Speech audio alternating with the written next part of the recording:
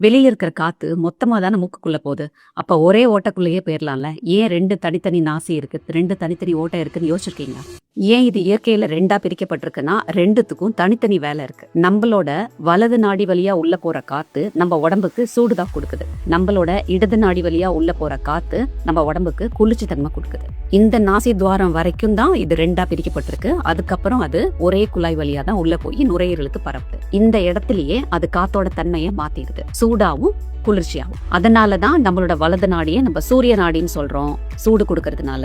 அதனாலதான் நம்மளோட இடது நாடியை நம்ம சந்திர நாடின்னு சொல்றோம், குளிர்ச்சி கொடுக்கறதுனால. நாம உடலை குளிர்ச்சி படுத்தணும், மனசை சாந்தமாக்கணும் அப்படின்னா நம்மளோட இடது நாடியை மட்டும் மூச்சு பயிற்சிக்கு பயன்படுத்தணும். அப்போ நீங்க வலது நாடியை மூடிக்கிட்டு இடது வழியா இன்ஹேல் பண்ணி இடது வழியாவே எக்ஸேல் பண்றீங்க.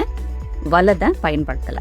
உடலை சுறுசுறுப்பாக்கணும், உடலை வெப்பமாக்கணும், கொஞ்சம் எனர்ஜெட்டிக்கா இருக்கணும் அப்படின்னா உங்களோட இடது நாடியை மூடிக்கிட்டு வலது நாடியை மட்டும் இன்ஹேலுக்கும் எக்ஸேலுக்கும் யூஸ் பண்றோம்.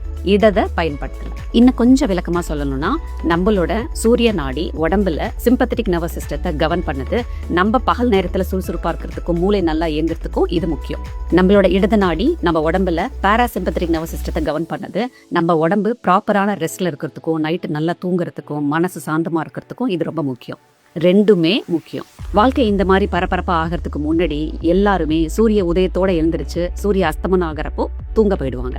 அப்போ இந்த சிஸ்டம் ஒழுங்கா வேலை செஞ்சது. இப்ப இரவுல வேலை செய்யறோம், பகல்ல தூக்கம் வர மாதிரி பண்றோம். ஏன்னா அந்த இயற்கைக்கு எதிரா நம்ம வேலை செய்யறோம். பணம் முக்கியம்தான், ஆனா நம்ம உடம்ப ஆரோக்கியத்தை கெடுத்துக்கிட்டு எந்த பணமும் சம்பாதிக்க வேண்டாம் இல்லையா? அதனால எந்த வேலையா இருந்தாலும் எவ்வளவு முக்கியமானதா இருந்தாலும் பகல்ல வேலை செய்யுங்க, இரவுல நல்லா தூங்குங்க.